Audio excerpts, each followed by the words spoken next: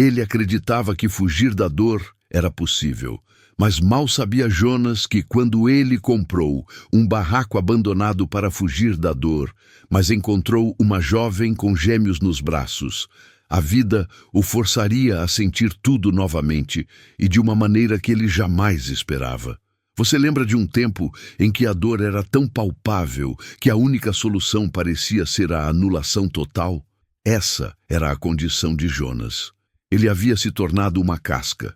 O acidente que levou sua esposa e o pequeno filho havia acontecido há 7 meses, tempo suficiente para transformar seu luxuoso apartamento em São Paulo em um mausoléu de memórias insuportáveis. Ele precisava de um vácuo, de um lugar onde o silêncio fosse a única companhia e onde o cheiro de maresia e mato abafasse o perfume residual da esposa nas roupas. Foi assim que ele encontrou o barraco. Antes de prosseguirmos com a saga de Jonas e o mistério que ele descobriu, peço a você que está nos acompanhando que deixe seu like e comente de qual cidade você está assistindo. Isso ajuda a levar essa história de resiliência e recomeço para mais pessoas. Não se esqueça de se inscrever no canal para não perder o restante dessa jornada intensa. Jonas era um homem de números, de projetos e de uma vida que desmoronara com a velocidade e a violência de um desastre natural. Engenheiro civil renomado, acostumado a comandar equipes e a desenhar o futuro skyline da cidade, ele agora só ansiava por paredes que o isolassem do mundo e do passado. Ele não procurava conforto, buscava punição e esquecimento. Quando viu o anúncio simplório de um terreno na costa, bem longe de qualquer estrada asfaltada, com uma pequena construção em ruínas, soube que havia encontrado seu refúgio. Ele pagou o preço à vista, sem negociar, sem sequer inspecionar de perto o que estava comprando. A única exigência era a transferência imediata e o silêncio absoluto sobre sua identidade. O barraco ficava na beira de um morro íngreme, voltado para o oceano, escondido por uma densa vegetação rasteira e algumas poucas árvores retorcidas pelo vento constante. A viagem até lá foi longa e solitária. A velha caminhonete que ele comprara apenas para esse propósito chacoalhava na estrada de terra batida, levantando uma nuvem ocre que parecia sujar até mesmo a atmosfera. Ao chegar, o cheiro foi o primeiro a atingi-lo. Uma mistura forte de sal, mofo e madeira podre. Um aroma de abandono que ele acolheu como um abraço frio.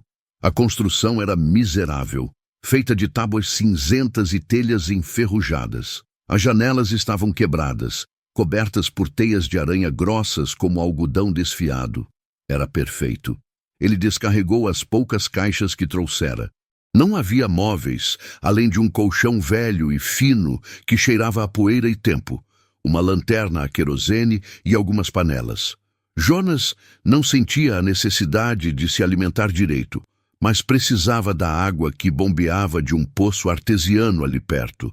Nos primeiros dias, ele mergulhou no vazio. Sentava-se na varanda inexistente, observando o mar furioso bater nas pedras, e deixava as horas escorrerem sem significado. A dor, contudo, não diminuía, apenas mudava de forma. Era como se, ao invés de gritar, ela agora sussurrasse insistentemente em seu ouvido, lembrando-o de tudo que ele havia perdido. Ele havia fugido do barulho, mas o silêncio amplificava o eco da ausência. Em sua primeira semana ali, o trabalho de limpar a pequena cabana foi puramente mecânico. Ele varreu o chão de terra batida, arrancou as tábuas soltas e tentou vedar as fendas pelas quais o vento assobiava à noite. Havia apenas 2 cômodos principais, a sala conjugada com a cozinha e, ao fundo, um quarto minúsculo. Atrás do quarto havia uma área que ele mal notara, uma espécie de depósito fechado, construído de forma mais precária ainda, quase caindo. Ele pretendia derrubá-lo. Foi na noite de quinta-feira que a ilusão de seu isolamento total se quebrou. Jonas estava sentado no chão, esfregando um pote de grãos para o jantar frugal, quando ouviu. Não era o vento, que ele já conhecia bem. Era um som pequeno, intermitente, quase abafado, que vinha da parede dos fundos, exatamente da área do depósito que ele planejava demolir. Ele parou de esfregar e prendeu a respiração. Era um choro, não um miado de gato, nem o grito de um pássaro. Era o choro hesitante e agudo de um bebê, o som mais intrusivo e aterrorizante que ele poderia ter ouvido naquele santuário de morte autoimposta. O coração de Jonas disparou, uma reação visceral que ele não sentia desde o dia do acidente. Era uma mistura de raiva por ter sua solidão violada e um pânico gelado que remetia ao passado. Ele se levantou devagar, pegou a lanterna a querosene e se aproximou da parede. O choro cessou, mas ele podia ouvir um silêncio tenso, seguido por um som suave, como um murmúrio desesperado. Alguém estava lá. Jonas empurrou a porta de tábuas do depósito. Não havia tranca, apenas o peso das tábuas velhas segurando-a. A madeira rangeu alto, protestando contra a movimentação, e a luz fraca da querosene iluminou o interior úmido. O depósito, ao contrário do resto da casa, estava incrivelmente limpo, embora exalasse a mesma umidade. E no canto, sobre uma pilha de cobertores velhos e limpos, estava ela. Era uma jovem, talvez não mais que 20 anos, magra ao ponto da fragilidade, com cabelos escuros e emaranhados caindo sobre o rosto pálido. Os olhos dela, arregalados e assustados, refletiam a luz da lanterna. E nos braços dela, aninhados contra o peito, havia 2 volumes embrulhados em panos brancos puídos. Gêmeos. O ar sumiu dos pulmões de Jonas. Ele parou na soleira, a lanterna tremendo em suas mãos. Por um instante, o passado e o presente colidiram de maneira brutal. Ele viu a imagem do filho pequeno, de como a esposa o segurava, e a dor que ele tentava enterrar ressurgiu como um maremoto. Ele apenas encarou a cena. A juventude desesperada, a vida dupla e vulnerável.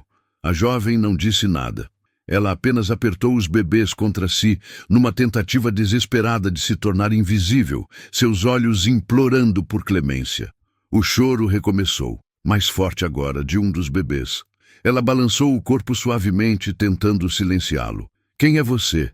O que está fazendo aqui?" A voz de Jonas saiu rouca, irreconhecível, carregada de frustração e confusão.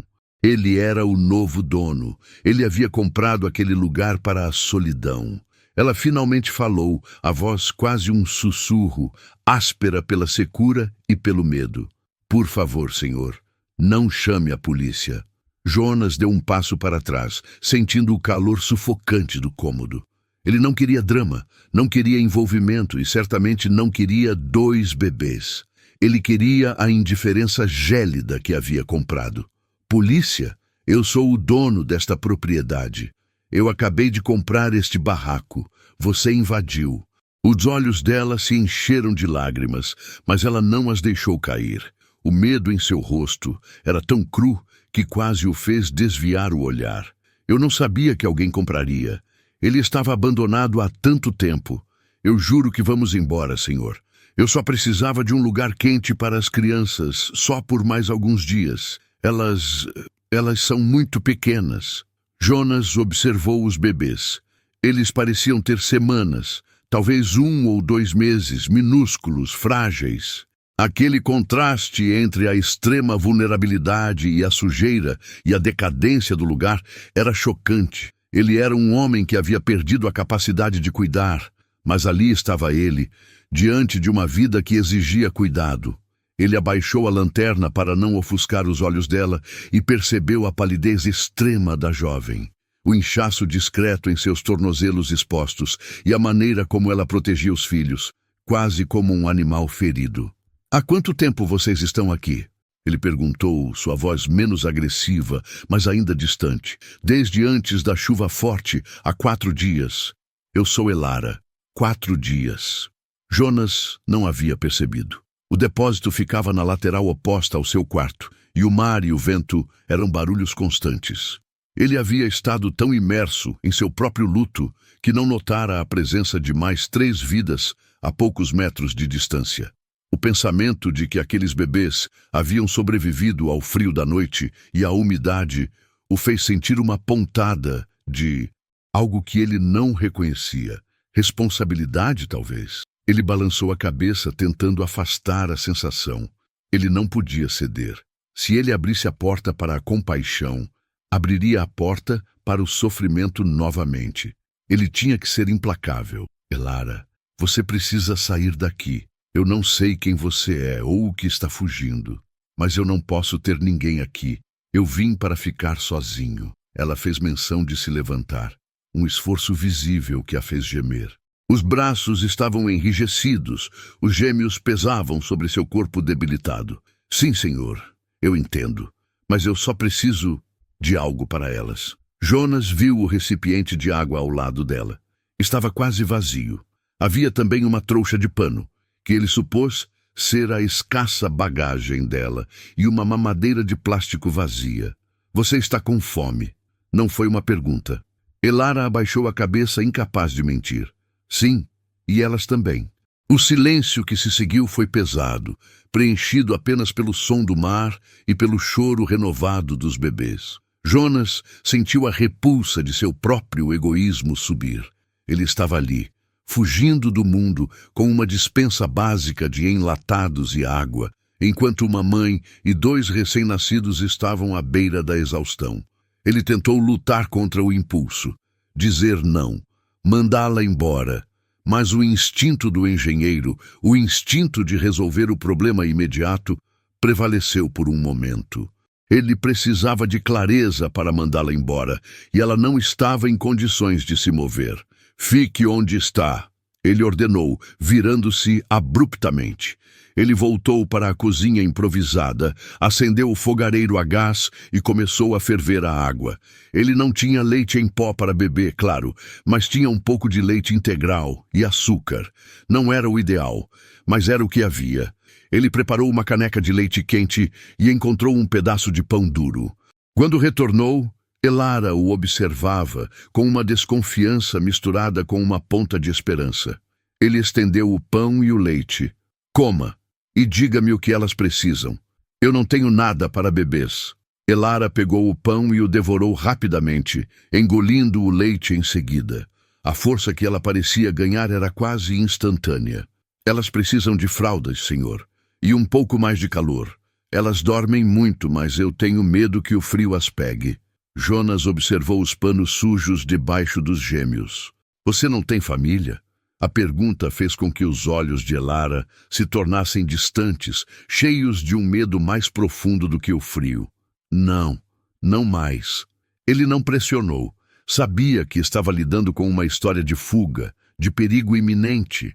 Ele não era um policial, não era um juiz. Ele era apenas um homem tentando não ser nada.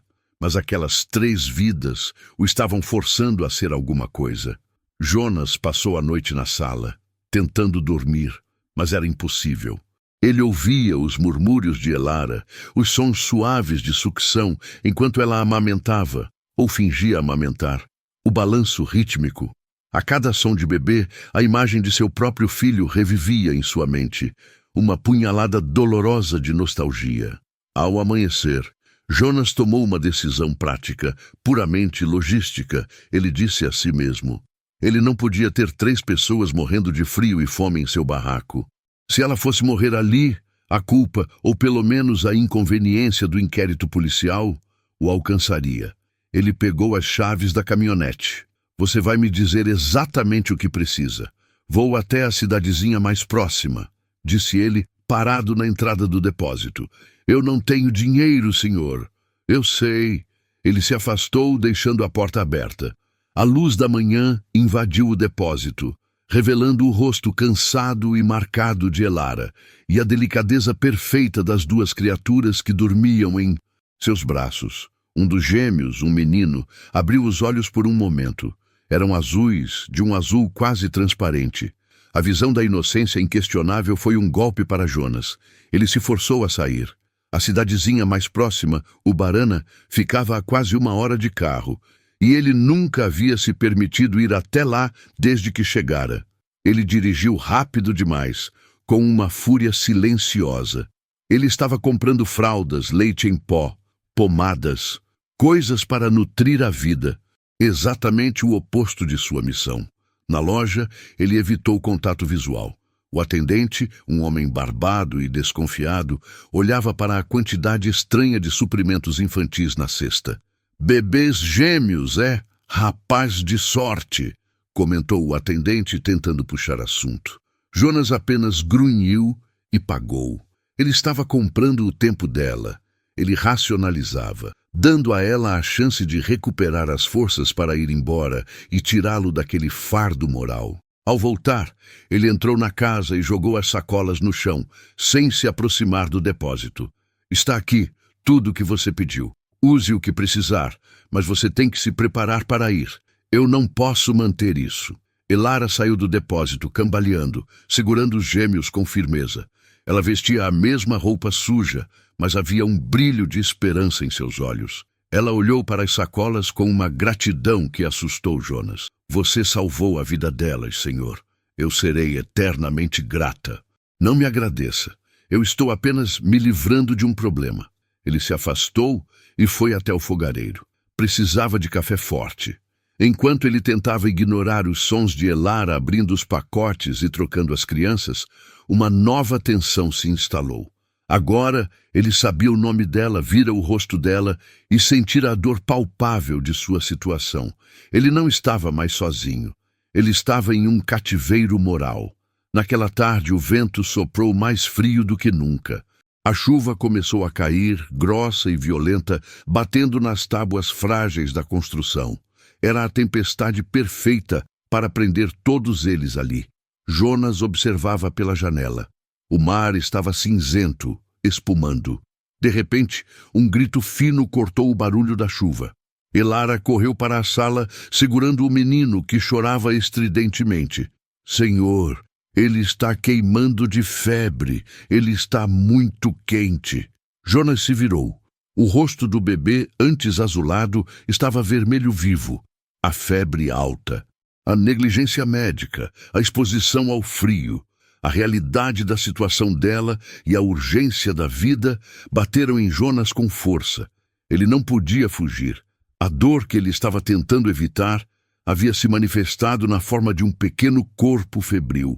Ele teve que tomar uma decisão: deixar a dor consumi-lo ou deixar a vida o forçar a agir. Ele pegou o bebê dos braços de Elara sem pensar, sua mente de engenheiro entrando em modo de crise. "Precisamos levá-lo para um médico agora."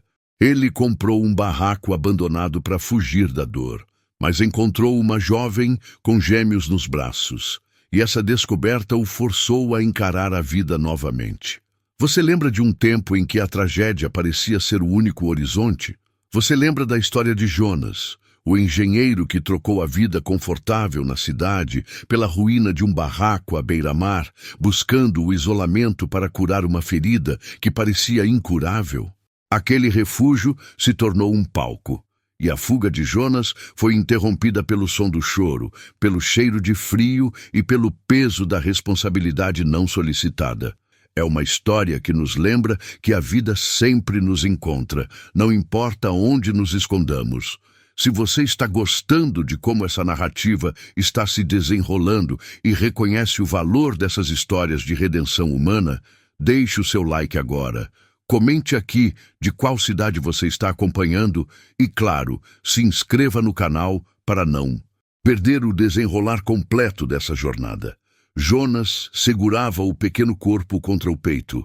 Mateus. O calor febril era uma fornalha concentrada, contrastando drasticamente com o frio úmido do ambiente. A urgência o livrou de qualquer hesitação ou análise. A mente que fora treinada para construir pontes e calcular estresse de materiais, agora estava focada apenas em salvar uma vida minúscula. Elara, pegue o mínimo. A outra criança. A jovem já estava ali, lívida, com a menina adormecida, Lia, embrulhada em um xale surrado, equilibrando-a precariamente. Os olhos dela eram poços de terror, mas o pânico não a paralisava. Dava-lhe uma energia desesperada. Ela moveu-se com a velocidade silenciosa de quem está acostumada a lidar com a crise sozinha. Jonas abriu a porta com um chute e encarou a tempestade. O vento gemia alto e a chuva caía em cortinas sólidas, chicoteando o rosto dele. Era uma neblina fria e violenta. Ele cobriu Mateus com o casaco pesado que usava, tentando proteger a cabeça frágil do bebê. O caminho até o Chevy C10 velho e enferrujado, que estava estacionado de lado, parecia uma travessia marítima. A lama espessa agarrava-se às botas, ameaçando derrubá-lo a cada passo. Ele conseguiu encaixar Mateus no banco do passageiro e instruiu Elara a se sentar atrás com Lia, pressionada contra o encosto para manter o calor. O motor da C10, habituado ao temperamento seco do interior, tossiu e engasgou diante da umidade salgada do litoral. Jonas tentou a ignição 1, 2, 3 vezes. O cheiro de gasolina e óleo velho misturava-se ao cheiro metálico da chuva. "Vamos, sua velha, vamos!" ele rosnou, batendo levemente no volante. Na quarta tentativa, o motor pegou, ronronando alto e irregularmente, a fumaça branca saindo pelo escape corroído. "Segurem-se!" Jonas jogou a picape para fora do pequeno platô de terra batida. A estrada de cascalho que levava à estrada principal era agora um rio de lama escorregadia. A tração traseira patinava. Ele teve que lutar contra o volante, corrigindo o deslizamento lateral. As luzes fracas dos faróis mal penetravam a cortina d'água. Ele não conseguia ver mais que 3 metros à frente. "Onde é o hospital mais próximo?" Ele perguntou, a voz tensa, mal audível sobre o barulho do motor e da tempestade. "Não tem hospital. Só um posto de saúde, na vila de pescadores.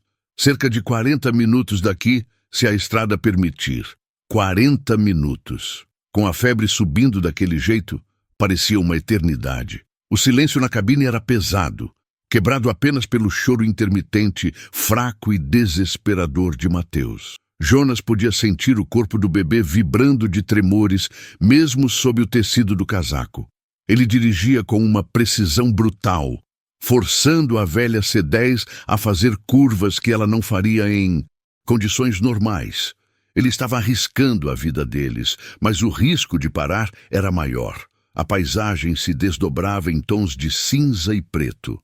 Árvores inclinadas pelo vento. Relâmpagos intermitentes que revelavam a fúria do mar à esquerda. A mão de Jonas agarrava o volante. A outra, ele mantinha sobre a cabeça de Mateus, sentindo a temperatura que parecia aumentar a cada quilômetro. "Você precisa ficar acordado, garoto", disse ele, falando para o bebê, mas realmente falando para si mesmo, mantendo-o ancorado na realidade imediata. Elara, no banco de trás, estava rígida. Ele a ouviu murmurar em oração. Não eram palavras específicas, mas um murmúrio contínuo, desesperado, uma promessa silenciosa de mãe. "O que houve com ele?" Jonas perguntou, tentando manter a mente ocupada e a tensão baixa. "Ele estava bem, mas tossindo muito. O frio, senhor. O frio do barraco. Não importa o quanto eu tentasse. O vento entrava por toda parte. Eu o enrolei com tudo o que eu tinha. Mas essa manhã ele não queria mamar e a febre veio muito rápido. A culpa profunda e esmagadora estava clara na voz dela, a dor de uma mãe que falhou em proteger. E, de repente, Jonas sentiu a pontada da sua própria culpa. Ele poderia ter dado as cobertas mais cedo. Ele poderia ter exigido que eles fossem para um lugar melhor. Sua fuga do mundo o havia tornado cúmplice da dor dela. Depois de 35 minutos que pareceram um dia inteiro, eles entraram na vila de pescadores. As ruas estreitas estavam desertas, inundadas. Eles passaram por casas coloridas, mas silenciosas. O posto de saúde era um prédio de alvenaria simples, com uma única luz amarela piscando acima da porta. Jonas parou o carro, desligou o motor, e o silêncio que se seguiu foi quase ensurdecedor, quebrado apenas pela chuva que agora caía mais suavemente. "Eu o levo", disse ele, saindo do carro rapidamente. Ele entrou correndo no posto de saúde. O ambiente era espartano. Um balcão de madeira, poucas cadeiras e o cheiro forte de desinfetante e medicamentos baratos. Havia uma enfermeira gorda e cansada cochilando sentada atrás do balcão. Emergência! A enfermeira, assustada, pulou, ajeitando o uniforme amassado.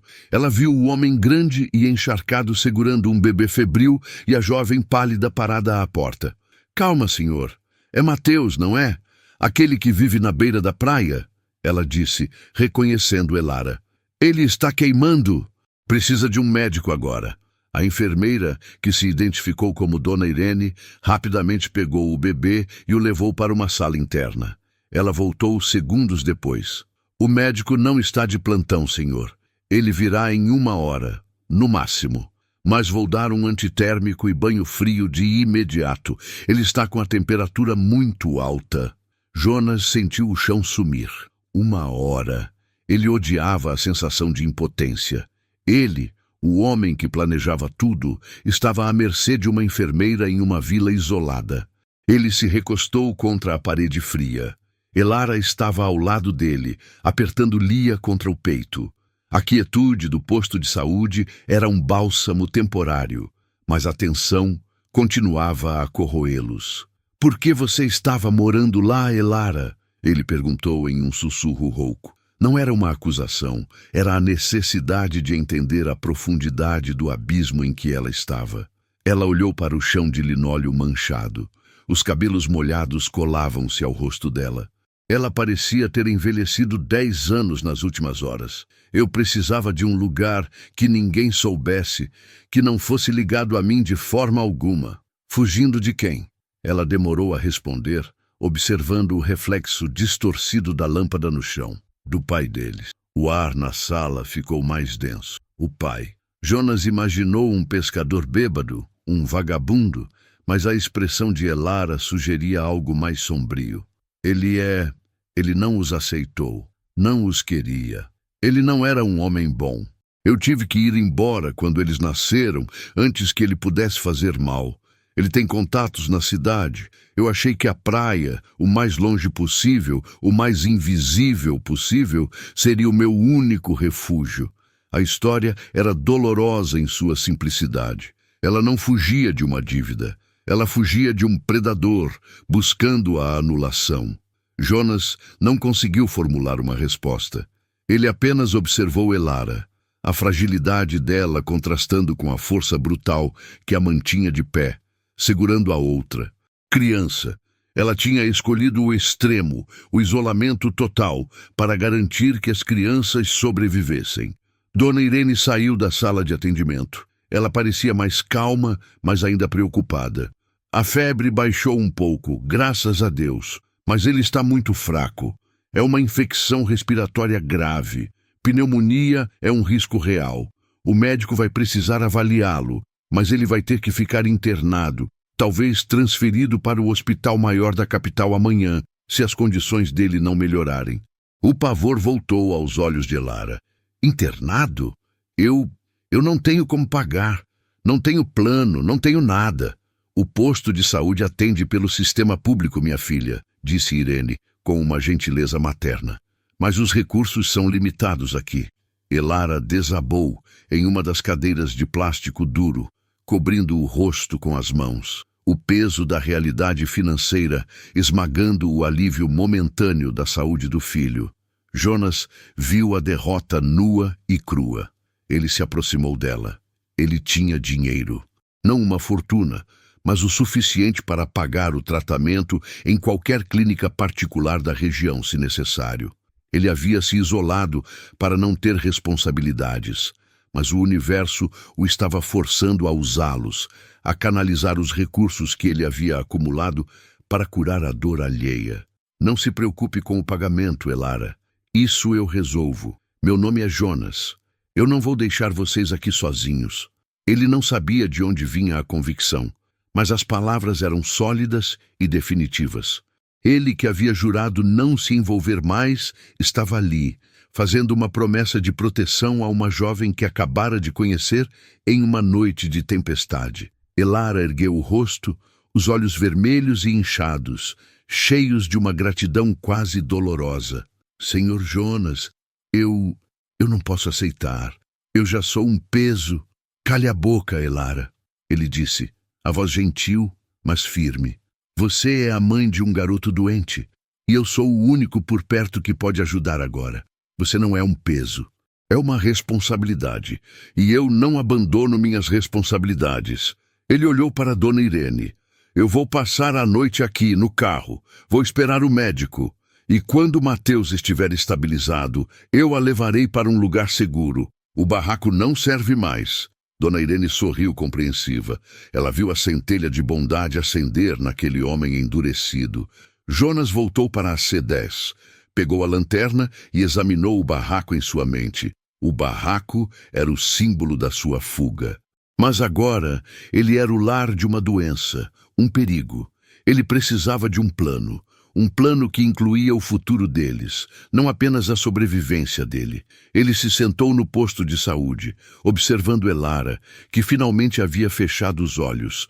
Exausta, Lia dormindo serenamente em seu colo. A chuva tinha cessado. O cheiro de maresia e terra molhada invadia o posto. Enquanto esperava a chegada do médico, Jonas considerou as opções. Ele não poderia levá-los de volta ao barraco, mesmo que temporariamente. O risco era muito alto. A vila de pescadores era pequena demais.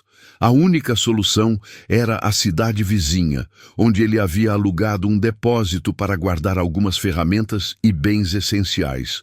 Um lugar que ele chamava de seu porto seguro, antes de ir para o barraco. Era um apartamento simples, mobiliado o suficiente para ser funcional, caso ele precisasse de suprimentos. Era limpo, seco e seguro. Era o oposto do barraco. Ele teria que quebrar todas as regras que havia imposto a si mesmo sobre o isolamento. Ele teria que voltar a viver na proximidade das pessoas e, o que era pior, na proximidade da dor e do afeto. Jonas passou a mão pelo rosto. O cansaço era físico e mental, mas havia uma diferença sutil em sua exaustão agora. Não era o cansaço do luto paralisante, era o cansaço da ação, da luta. Quando o médico chegou, um homem jovem e eficiente, ele confirmou o diagnóstico de Irene. Mateus precisava de antibióticos potentes e observação constante. A febre havia cedido, mas a respiração estava superficial. Eles o estabilizaram durante a noite. Pela manhã, a notícia era de que Mateus estava fora de perigo imediato, mas precisaria de vários dias de tratamento e, sim, seria melhor transferi-lo para a cidade, onde os recursos eram maiores. Jonas comunicou a decisão a Elara.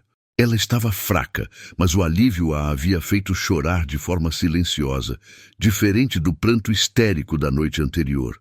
Nós vamos para a cidade, Elara, para o hospital grande, e depois vocês não voltam para o barraco. Ela o olhou, confusa. Mas para onde vamos? Para o meu apartamento. Não é muito, mas é limpo, é aquecido, é seguro. Você e Lia vão esperar por Mateus lá. A oferta era monumental, quebrando o último resquício de distanciamento que Jonas tentara manter. Era o reconhecimento de que a dor dele, por mais profunda que fosse, não justificava a miséria dela. Ele estava reconstruindo, não pontes de aço, mas uma ponte de humanidade. Elara tentou argumentar, mas a fraqueza e a gratidão a impediram. Ela apenas acenou com a cabeça, incapaz de falar. Naquela manhã, sob um sol pálido que começava a secar a lama, Jonas dirigiu o carro do posto de saúde até o hospital na cidade, com Mateus na maca de transferência e Elara no banco de trás. A mão pequena de Lia agarrada ao seu pescoço. A dor que ele tentara evitar havia se transformado em um propósito. Ele não fugia mais. Ele estava dirigindo para a vida. Ele estava dirigindo para o seu novo começo, carregando a família de outra pessoa consigo. O barraco abandonado o havia forçado a encontrar não apenas uma jovem com gêmeos, mas a sua própria capacidade de redenção.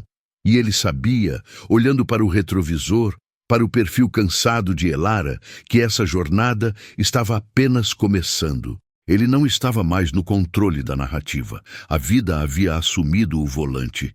E pela primeira vez em meses, ele não se sentia vazio. Ele se sentia necessário. A vida de Jonas deu uma guinada insana, pois ele comprou um barraco abandonado para fugir da dor. Mas encontrou uma jovem com gêmeos nos braços, e o que ele descobriu em seu próprio coração o transformou para sempre. Você lembra de um tempo em que a solidão era a única companheira de Jonas? Um empresário bem-sucedido que perdeu tudo, menos o amargor. Ele buscou o isolamento naquele pedaço de terra esquecido, mas o destino tinha outros planos. Agora, ele não estava apenas sozinho. Ele estava carregando uma responsabilidade que parecia maior que o mundo. No banco de trás de seu carro, sob o sol ardente da manhã. Se essa história toca seu coração, já deixe seu like. Diga nos comentários de qual cidade você está assistindo e se inscreva para não perder o desenrolar desse drama humano. Jonas sentia o volante suado sob suas mãos, cada curva da estrada de terra levantando nuvens ocres que ele deixava para trás, dirigindo para o asfalto, para a cidade, para a inevitabilidade. Ele não se sentia no controle, mas sentia a estranha satisfação de estar fazendo a coisa certa, um sentimento que ele havia esquecido. O cheiro de poeira misturado ao cheiro levemente azedo de Mateus, a criança doente na maca improvisada, preenchia a cabine. Elara, no banco de trás, estava quieta demais, o medo paralisando-a. Lia dormia, o rosto pequeno e sereno aninhado no ombro da mãe, alheia ao drama urgente. Quando chegaram à cidade, a transição do silêncio da fazenda para o barulho urbano foi um choque elétrico. Buzinas, o arrastar dos pneus no asfalto quente, o frenesi de gente apressada. O hospital municipal era um edifício grande e frio, de paredes amarelas desbotadas e filas intermináveis. Jonas não hesitou. Ele agiu com a eficiência fria que o havia feito um empresário de sucesso. Estacionou, pegou Lia, instruiu Elara a ficar calma e rapidamente acionou a equipe de emergência que já esperava a transferência.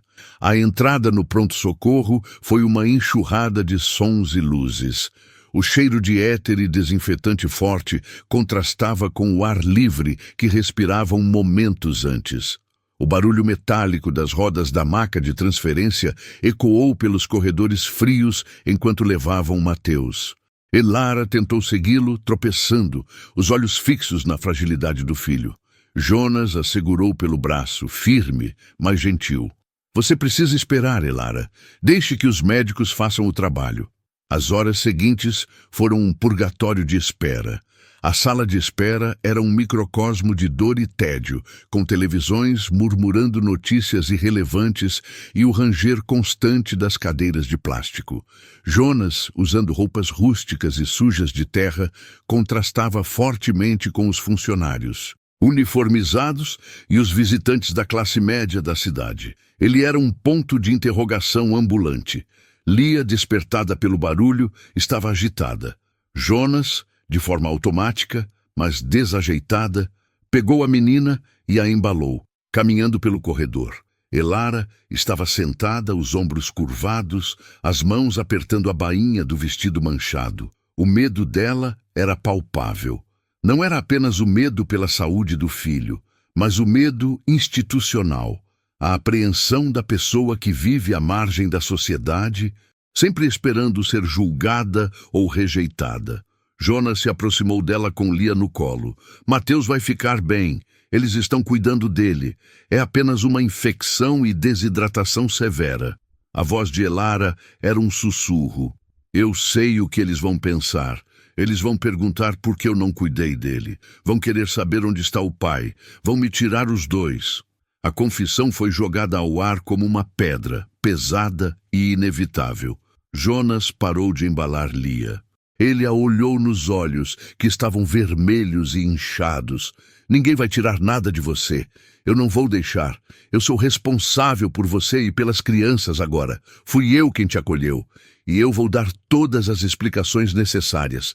Naquele momento, ele percebeu que a mentira social que precisava criar para proteger Elara era maior do que ele imaginava. Para o sistema, ele precisava ser mais do que apenas um benfeitor temporário. O médico que finalmente veio dar notícias era um homem jovem e cansado, com olheiras profundas. Dr. Augusto. Ele falou sobre exames, antibióticos e a necessidade de internamento por pelo menos 3 dias. Ele enfatizou a necessidade de nutrição e um ambiente estável. Mateus era frágil. O Dr. Augusto então virou-se para Jonas, o olhar inquisitivo. O Senhor é o pai? A ficha diz que a criança veio da zona rural, de um local sem saneamento. Precisamos de dados mais completos sobre o responsável. Elara estremeceu, mas Jonas, sem hesitar, tomou a frente. Ele é meu afilhado, doutor, e a Elara é minha prima distante. Tivemos uma emergência na fazenda e eles vieram ficar comigo. Eu sou o responsável financeiro. Todas as despesas serão pagas por mim, particular ou não. Ele não era bom em mentir, mas a urgência da situação deu à sua voz uma firmeza inabalável. O doutor. Augusto franziu a testa, aceitando a explicação elaborada a contragosto, mas a menção ao pagamento particular parecia ter resolvido metade de suas preocupações burocráticas. Enquanto a noite caía e as luzes frias da enfermaria se acendiam, Elara foi autorizada a ver Mateus por alguns minutos, acompanhada por uma enfermeira. Jonas ficou na sala de espera com Lia, sentindo o peso da nova realidade. A dor de seu luto havia sido substituída pela tensão da responsabilidade alheia. Quando Elara voltou, seu rosto estava molhado de lágrimas, mas havia um brilho de esperança. Ele está dormindo. Ele parece melhor. Eles se sentaram novamente no silêncio pesado da sala de espera. Jonas sabia que era o momento de quebrar o gelo. Ele precisava entender o passado dela para proteger o futuro deles. Quem é o pai, Elara? O pai verdadeiro? Ela levou tempo para responder, os olhos fixos em um ponto invisível no chão. A resposta veio baixa, quase inaudível, mas carregada de uma violência silenciosa. Não importa. Ele não é parte disso. Ele não pode ser. Se ele souber onde estamos, é pior. Jonas sentiu um frio percorrer sua espinha. A história dela era mais escura do que a simples pobreza. Ela estava fugindo de algo. Você tem medo dele? Ela balançou a cabeça, um movimento rápido de negação, mas o tremor em seu lábio a atraiu. Eu fugi de onde vivia quando descobri que estava grávida dos gêmeos. Eu não queria que eles nascessem naquele lugar. Eles merecem mais. A determinação na voz dela, apesar da miséria em que viviam, tocou profundamente Jonas. Ele se lembrou da própria esposa, de como ela havia lutado pela vida que nunca tiveram. O que você fez foi corajoso, Elara. Mas você não pode viver com medo constante no barraco. O hospital vai exigir que você tenha um endereço fixo e seguro antes de dar alta a Mateus. Eu disse a eles que você estava na minha fazenda. Ela levantou a cabeça pela primeira vez, olhando-o com total clareza. E o que vai acontecer quando eles perceberem que a fazenda é um casebre em ruínas? Jonas sorriu levemente, um sorriso cansado, que não alcançava seus olhos, mas que era sincero. Bem, eles não vão perceber, porque o casebre em ruínas vai se transformar em uma casa habitável. Mas isso leva tempo. Ele fez uma pausa, respirando fundo. Eu vou alugar uma casa na cidade, temporariamente. Pequena, mas segura. Você vai morar lá com as crianças. Você vai ter eletricidade, água quente. Mateus vai se recuperar e você terá tempo para cuidar de Lia. A proposta de Jonas era um terremoto na vida simples e desordenada de Elara. Ela tentou protestar, a dignidade residual lhe causando um constrangimento profundo. Não, eu não posso aceitar. Eu não sou sua responsabilidade. Eu posso voltar para o casebre assim que Mateus tiver alta. Eu sei que você pode, ele respondeu com a voz séria. Mas eu estou cansado de ver as pessoas que me importam sofrendo. Eu perdi tudo o que era importante para mim, Elara. Eu perdi a minha esposa e o meu filho antes de nascer. Eu sei o que é a dor. Eu não estou fazendo isso por caridade. Estou fazendo isso porque eu preciso. Eu preciso de um propósito, e você e as crianças me deram isso. A revelação da dor de Jonas, tão brutalmente honesta, abriu uma fenda na muralha de Elara. Ela nunca o vira como um homem com suas próprias tragédias, apenas como um salvador distante. Eu sinto muito, Jonas. Eu também, ele disse. Sinto muito por tudo. Mas agora vamos focar no presente.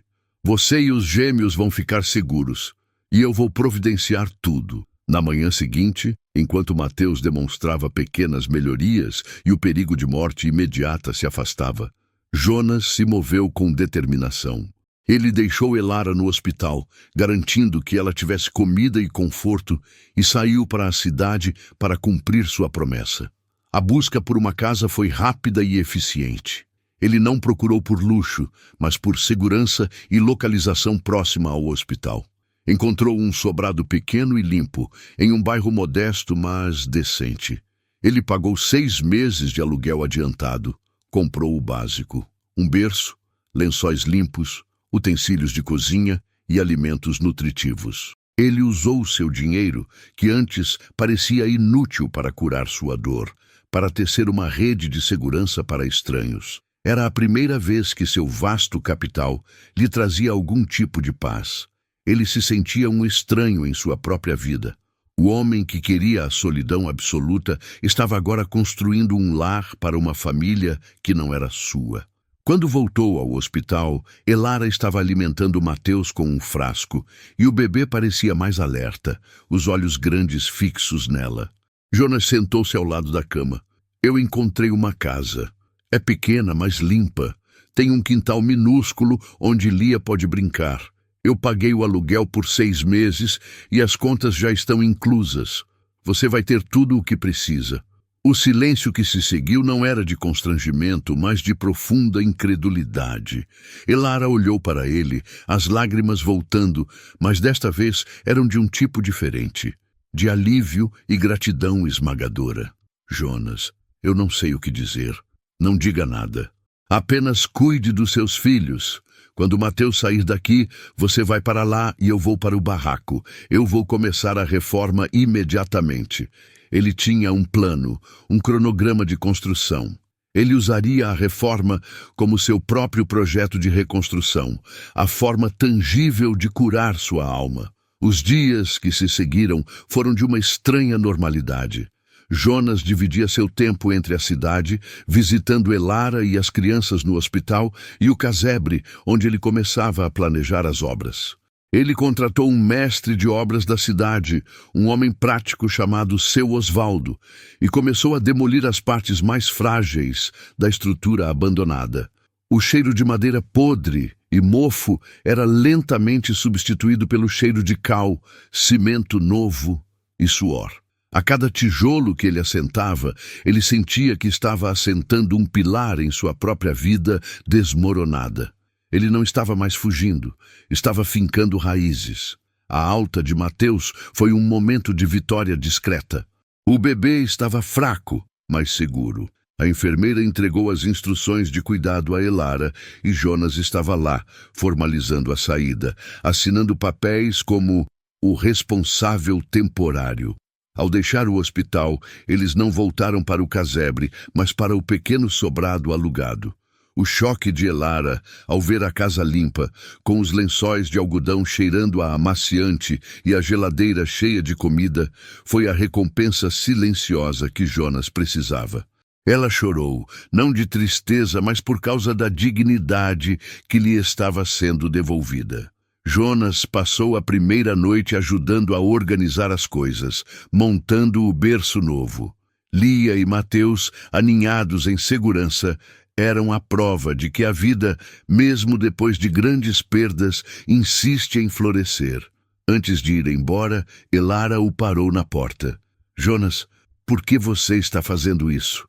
Você mal me conhece. Ele a olhou. Seus olhos, antes tão vazios, agora tinham a coragem da decisão. Talvez seja porque eu te conheço mais do que você pensa. Eu vi a sua dor e a sua luta, e eu entendi que, se eu não puder salvar ninguém, a minha própria vida não tem sentido. Essa casa é um lugar seguro.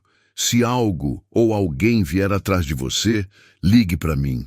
Não hesite. Ele não era mais um empresário frio. Era um guardião, um protetor involuntário. Ele a abraçou desajeitadamente, um toque de consolo que parecia prometer segurança. Ao dirigir de volta para a fazenda naquela noite, Jonas sabia que havia cruzado um ponto de não retorno. Ele havia se comprometido. A dor ainda estava lá, um fantasma em seu peito, mas agora ela estava misturada a uma nova substância, a esperança. Ele não estava apenas reformando um barraco abandonado, ele estava reformando a si mesmo. Chegando à propriedade, o casebre em processo de desmonte parecia um campo de batalha, mas um campo de batalha com promessas. Ele não iria dormir na casa. Ele havia montado uma barraca de camping decente, sob as estrelas, ao lado do canteiro de obras. Deitado na escuridão, com o cheiro de terra molhada e madeira serrada, Jonas pensava na honestidade da vida de Elara, na forma como a pobreza a havia moldado, mas não a havia destruído, e na sua própria vida, onde a riqueza não o havia protegido da miséria da perda. Ele havia comprado o barraco abandonado para fugir da dor, mas encontrou uma jovem com gêmeos, nos braços que o forçaram a enfrentar a dor de frente, transformando-a em uma força motriz. Ele estava reconstruindo, tijolo por tijolo, a vida de uma jovem e, involuntariamente, a sua própria. Essa jornada de redenção e propósito está apenas começando. Se você se emocionou com a decisão de Jonas de usar sua riqueza para salvar essa família, não se esqueça de curtir este vídeo, compartilhar com um amigo que precisa de uma história de esperança e se inscrever no canal. A narrativa da vida é implacável, e a fé de Elara e o novo caminho de Jonas ainda enfrentarão desafios enormes. Aquele homem que comprou um barraco abandonado para fugir da dor, mas encontrou uma jovem com gêmeos nos braços, descobriu que a verdadeira redenção não estava na fuga, mas na entrega. Você lembra de um tempo em que a desesperança parecia o único horizonte? Você se recorda da história de Jonas, o empresário que perdeu tudo de valor emocional, e de Elara, a mãe jovem que lutava para dar dignidade aos seus filhos? A transformação que se iniciou naquelas terras áridas era um testemunho vivo de que a fé, mesmo quando pequena como um grão de mostarda, pode mover montanhas. Se você está acompanhando essa jornada de resiliência e propósito, mostre seu apoio curtindo este vídeo, comentando de qual cidade você nos assiste e se inscrevendo para não perder a conclusão épica dessa saga.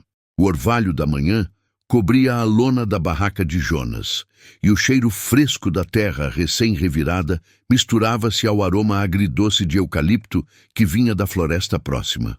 O sol ainda estava baixo, mas o canteiro de obras já fervilhava de vida. Os pedreiros contratados por Jonas eram homens da região, acostumados com o trabalho duro sob o sol inclemente, e a velocidade com que eles erguiam as paredes era impressionante. Aos poucos, a sombra do que era apenas uma ruína se dissipava, dando lugar à promessa de um lar robusto e digno. Jonas observava tudo de longe, bebendo um café forte preparado em uma fogueira improvisada. Ele vestia roupas simples, enlameadas de argamassa e poeira. A cada dia que passava, o terno engomado e a vida de reuniões estéreis pareciam pertencer a um passado que ele mal reconhecia. Ali, entre o som incessante das marteladas e o rangido das madeiras, ele encontrou um ritmo que o acalmava. Ele não era um construtor, mas era um coordenador eficiente, e o trabalho físico o forçava a focar no presente, afastando os fantasmas do passado. Elara chegava religiosamente todos os dias, por volta das 9 da manhã. Ela vinha a pé da casa de Dona Maria, o carrinho de bebê rudimentar balançando levemente na trilha de terra. Na cesta, ela trazia uma garrafa térmica extra de café, e às vezes pães de queijo frescos que ela havia aprendido a fazer. Sua chegada era um ponto de ancoragem no caos do canteiro. Ela o encontrava sempre sujo, mas com um sorriso diferente, mais relaxado. Ele nunca falava sobre sua vida anterior, e ela respeitava o silêncio. Eles conversavam sobre o clima, sobre a escolha dos azulejos. Jonas insistiu em um tom creme que refletisse bem a luz natural, e sobre o desenvolvimento dos bebês. Miguel já está tentando engatinhar, mesmo que seja só de barriga, disse Elara um dia, seus olhos brilhando enquanto o sol iluminava os fios dourados que teimavam em escapar do coque frouxo. Jonas sorriu, um sorriso genuíno que há muito tempo estava enterrado. Ele é apressado. Vai ser um homem de negócios como eu fui. Ou melhor, como eu estou aprendendo a ser. A confiança entre eles crescia em camadas, como as demãos de tinta na nova estrutura. Elara percebeu que a generosidade de Jonas não era condescendente. Ele estava investindo nela porque via um valor que o mundo havia ignorado. E Jonas, por sua vez, via em Elara uma força que ele precisava absorver. A resiliência dela era um manual de sobrevivência, escrito com lágrimas, mas coberto de esperança. No entanto, a mudança era visível demais para permanecer em segredo. A casa, agora pintada de branco e com telhas coloniais novas, destacava-se no horizonte, parecendo um farol de prosperidade em meio à rusticidade do sertão. Os murmúrios começaram a se espalhar pela cidade vizinha. Você viu? O tal empresário maluco que comprou o casebre do finado Zé Pamonha. Dizem que está construindo uma mansão para aquela Elara, a menina dos gêmeos. Rico excêntrico, deve estar atrás de alguma coisa, diziam as mulheres na feira, balançando a cabeça em desaprovação invejosa. A fofoca era inevitável, mas Elara ignorava. Ela havia aprendido muito jovem que as pessoas julgam o que não entendem. Jonas, habituado aos ataques da imprensa em São Paulo, também não se importava. O que importava era a sensação de propósito que o enchia quando ele via as janelas de vidro instaladas, refletindo o céu azul. Um dia, enquanto finalizavam a instalação do encanamento, uma tensão palpável pairou sobre o canteiro. Jonas estava orientando os trabalhadores sobre a caixa d'água quando viu a expressão de Elara mudar. Ela estava sentada em um caixote de madeira, amamentando as crianças, e seu rosto perdeu a cor, seus olhos fixos na entrada da propriedade. Um carro velho, barulhento e sujo, parou abruptamente na estrada de acesso. De dentro, saiu um homem corpulento, de barba por fazer, com a camisa rasgada e um olhar de raiva e ressentimento. Ele não era da cidade. Seu cheiro de bebida e suor chegou primeiro que ele. Era Cícero, o pai dos gêmeos. Ele não tinha estado presente no nascimento nem nos meses subsequentes, desaparecendo assim que soube da gravidez. Ele era uma sombra do passado que Elara tentava esquecer, um fantasma que representava o fracasso e a violência que ela havia superado. Elara. Ora, então é verdade. A voz dele era alta e rouca, carregada de ironia e veneno, ecoando pelo vale e silenciando o barulho das obras. Os pedreiros pararam o trabalho, observando a cena. Jonas sentiu o sangue gelar, mas manteve a compostura. Ele caminhou lentamente em direção a Elara, colocando-se discretamente entre ela e Cícero. Elara apertou os bebês contra o peito, o medo nos olhos. "O que você quer, Cícero?" Ela conseguiu sussurrar. O homem sorriu, um sorriso feio que não chegava aos olhos. Ele varreu o olhar pelo canteiro, pelos materiais caros, pelas paredes recém-erguidas. "Eu quero o que é meu, uai! Fiquei sabendo que a minha mulherzinha e meus filhos caíram na graça de um rico besta e que ele está construindo um palácio para eles. E eu, o pai, o que ganho com isso?" Ele se aproximou de Jonas, invadindo seu espaço pessoal. "Você é o otário?" perguntou Cícero, o hálito pesado de cachaça. Jonas olhou para ele com uma calma fria que Cícero não esperava. Ele não recuou 1 centímetro. "Eu sou o proprietário desta terra. e estou construindo uma casa para Elara e as crianças. Você não tem nada a ver com isso. Ah, tenho sim. Se tem herança, se tem riqueza, os filhos são meus e, por extensão, eu sou responsável por eles. Acho que mereço um pedaço desse seu bolo, seu playboy de cidade grande. Ele estendeu a mão, exigente. O ar tornou-se denso. Jonas percebeu que este não era um pedido, era uma ameaça. Cícero não estava ali por afeto, mas por exploração. Ele estava tentando usar o novo refúgio de Elara como chantagem. Vá embora daqui, disse Jonas, sua voz baixa, mas firme, como um trovão distante. Você abandonou seus filhos. Legalmente, você não tem direito a nada. Cícero gargalhou, desdenhoso. Direito é o que eu faço, seu almofadinha. Eu quero R$1.000 agora, para não incomodar a sua caridade. Jonas sentiu o velho instinto protetor, aquele que ele pensou ter perdido junto com sua esposa, ressurgir com uma força avassaladora. Ele olhou para Elara, que tremia silenciosamente. A vulnerabilidade dela era um gatilho. Ele não iria permitir que a dor do passado invadisse a reconstrução do presente. Vou te dar uma única chance, Cícero, disse Jonas, apontando para o carro. Você vai entrar naquele veículo, sair da minha propriedade e nunca mais voltar a ameaçar Elara ou as crianças. Se eu te vir aqui novamente, ou se eu souber que você a abordou na cidade, eu aciono a polícia e meus advogados. Não serei apenas um rico besta, serei seu pior pesadelo legal, entendeu? A menção a advogados e polícia fez Cícero hesitar. Ele era um criminoso de pequeno porte, acostumado a intimidar os fracos, mas não estava preparado para enfrentar a máquina legal de um empresário determinado. Ele olhou para os pedreiros que agora se aproximavam lentamente, com ferramentas nas mãos, prontos para defender Jonas e Elara. Com um grunhido de frustração e ódio, Cícero cuspiu no chão. Você não vai se safar dessa, Elara. Eu volto. Eu sempre volto. Ele entrou no carro e deu a partida com um rugido, levantando uma nuvem de poeira vermelha. O silêncio que se seguiu foi quebrado apenas pelo choro assustado de um dos gêmeos. Jonas correu até Elara, que desabou em lágrimas de alívio e terror. Ele a segurou pelos ombros, ignorando os bebês que estavam no colo dela, apenas a segurando com uma firmeza que dizia: você está segura. Ele não vai voltar. Eu prometo. Eu vou cuidar disso. Assegurou ele, a voz rouca pela adrenalina. Naquele momento, algo fundamental mudou. A relação deles deixou de ser uma transação de caridade e passou a ser um pacto de proteção mútua.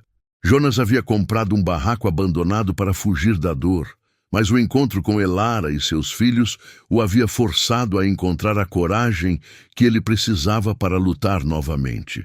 Ele não estava apenas construindo uma casa. Ele estava construindo um santuário. Nos dias seguintes, o trabalho dobrou de ritmo. Jonas, agora, não apenas supervisionava. Ele instalou um sistema de segurança robusto, usando seus contatos para garantir que a propriedade fosse impenetrável. Ele não apenas queria dar uma casa a Elara. Ele queria dar a ela paz. Uma noite, após o jantar simples que Elara havia preparado para ele, ela insistia em retribuir de alguma forma. Os dois estavam sentados na varanda provisória da casa, quase pronta. A lua cheia pairava sobre o vale. O cheiro de cimento fresco e jasmim selvagem dominava o ar. Obrigada, Jonas, disse Elara, olhando para as estrelas. Obrigada por tudo, por não ter me julgado, por me defender. Jonas sentou-se ao lado dela. Eu não estou fazendo isso por você, Elara, ou não só por você. Eu estou fazendo isso por mim. Ele finalmente se abriu, contando a ela sobre sua esposa, sobre o acidente, sobre o vazio que o dinheiro não conseguia preencher. Ele falou sobre como a perda havia amputado sua capacidade de sentir e como a luta dela por seus filhos havia sido o único bálsamo que funcionou. Eu perdi minha chance de ter filhos. Quando eu vi você e os gêmeos, a sua força, a sua fé, eu percebi que a vida não me tirou tudo. Ela me deu uma nova missão. Eu precisava ser útil de novo. Ele confessou, a voz embargada. Eu precisava sentir que se eu não conseguisse salvar a minha esposa, eu poderia salvar algo que valia a pena. Elara ouviu em silêncio, sua mão repousando suavemente sobre a dele. Era a primeira vez que um toque entre eles parecia mais do que amizade ou gratidão. Era uma conexão de almas cicatrizadas que se reconheciam. Ela entendeu que o dinheiro de Jonas era apenas uma ferramenta. A verdadeira riqueza era a capacidade de ele se reerguer da cinza, assim como ela fez. Você salvou mais do que imagina, ela respondeu, os olhos marejados. A ameaça de Cícero havia servido a um propósito cruel, forçar Jonas a se comprometer totalmente. Ele havia se tornado, na prática, o guardião e o protetor de Elara e dos gêmeos. Não era mais sobre caridade, era sobre a construção de uma nova família, uma família forjada na dor e reconstruída na esperança. A casa estava quase pronta. A mudança de Elara e dos bebês estava iminente, mas a decisão de Jonas precisava ser mais profunda e definitiva, para que Cícero e quaisquer outras sombras do passado fossem banidas para sempre. Ele sabia que precisava tomar uma decisão que selaria seu destino e o de Elara. Essa jornada de reconstrução estava prestes a culminar em um ato final de fé e compromisso. A vida estava chamando Jonas de volta, não para o luxo, mas para a responsabilidade, o único lugar onde ele realmente encontrava paz. Aquele que fugiu da vida descobriu a verdadeira coragem quando ele comprou um barraco abandonado para fugir da dor. Mas encontrou uma jovem com gêmeos nos braços. Você lembra de um tempo em que a riqueza se media por hectares e não por batidas do coração? Você se recorda da desolação que cobria Jonas como um manto pesado e de como Elara, com sua resiliência silenciosa, costurou novos fios de esperança em sua vida? Esta é a conclusão da jornada, o momento em que a promessa de reconstrução encontra sua arquitetura final. Se você está aqui, significa que a história de Jonas e Elara tocou fundo na sua alma, assim como tocou na nossa. Por isso peço que demonstre esse apoio. Deixe seu like agora mesmo. Comente de qual cidade você está acompanhando este desfecho emocionante, e se ainda não o fez, inscreva-se no canal para não perder as próximas narrativas de transformação e dignidade. Jonas sabia que a paz que sentia não poderia ser apenas emocional. Ela precisava de alicerces práticos e irrevogáveis. Cícero não era apenas uma sombra do passado de Elara. Ele era um testamento da fragilidade de sua nova vida. A caridade era maleável, mas a responsabilidade era rígida. Naquela manhã, antes que o sol pintasse o topo das serras, ele vestiu suas roupas simples, que há meses substituíam os ternos caros, e preparou seu veículo. Não era um dia de trabalho na construção, embora o cheiro de argamassa e tinta fresca pairasse no ar da manhã fria. Era o dia de ir à cidade resolver as formalidades que selariam o futuro. Ele precisava cortar o cordão com seu passado de luto e, ao mesmo tempo, amarrar firmemente o cordão com a sua nova vida. Naquele trecho de estrada de terra batida, o silêncio do carro era preenchido apenas pelo ruído dos pneus no cascalho, mas sua mente estava barulhenta, revisando cada passo. Ele revisitou a cena do acidente, a perda da esposa, o abandono da fazenda, a compra do barraco, o encontro inesperado. Cada dor e cada surpresa pareciam agora convergir para um único ponto de decisão. Na capital, o ar era denso com o cheiro de asfalto quente e escapamento, uma hostilidade que contrastava com a pureza da colina. Ele procurou seu antigo advogado, um homem metódico e sisudo que o olhou com estranheza, notando a ausência da barba bem feita e a simplicidade das vestes de Jonas. O escritório, com seu cheiro de papel velho e couro, era um portal para o mundo que Jonas havia rejeitado. O advogado pensou que ele finalmente estava ali para reativar os negócios parados, talvez vender o restante do patrimônio rural. E estava certo, em parte. Jonas precisava vender, sim, mas não para fugir, e sim para investir. Ele sentou-se na cadeira de couro. Eu quero liquidar os ativos da fazenda de forma rápida e definitiva. Tudo, exceto o valor de uma conta de reserva que eu vou manter intocada. O advogado franziu a testa. Mas, Jonas, você não quer manter pelo menos a sede? O valor histórico... Jonas interrompeu com uma firmeza que surpreendeu o profissional. Eu não estou construindo o futuro no passado, doutor. Estou construindo um novo futuro aqui, e para isso preciso de segurança legal. Ele então expôs o caso de Elara, a situação de vulnerabilidade, a ameaça de Cícero. O advogado ouviu, inicialmente com ceticismo, depois com a seriedade que o caso exigia. A situação dela perante a lei é complexa, Jonas. Você pode ser o benfeitor, mas você não tem laços legais com as crianças. Se Cícero tentar reivindicar a paternidade ou usar seu passado contra ela, o peso da lei estará contra a sua boa vontade. A frieza das palavras do advogado atingiu Jonas como um choque elétrico. Ele havia trabalhado tanto para construir a segurança física e financeira e negligenciara o pilar legal. O que eu preciso fazer, doutor? O advogado ajeitou os óculos. Primeiro, uma medida de proteção imediata, uma liminar baseada na ameaça e na falta de estrutura de Cícero. Segundo, você precisa estabelecer um vínculo irrefutável com ela. Seja através de um reconhecimento de união estável forte e registrado, ou, no limite, através de uma adoção formal. Caso contrário, Cícero sempre será um ponto de vulnerabilidade. Jonas ponderou. União estável? Adoção? A ideia acelerou seu coração. Ele não havia pensado nesses termos. Sua mente focava apenas em fornecer um lar.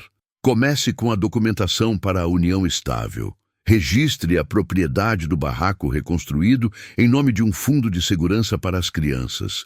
E eu quero uma procuração legal que me permita agir como guardião financeiro e protetor legal de Elara em qualquer disputa com Cícero. Eu quero que ele entenda que, se ele se aproximar novamente, ele não estará mexendo com uma mulher sozinha, mas com um patrimônio familiar legalmente estabelecido.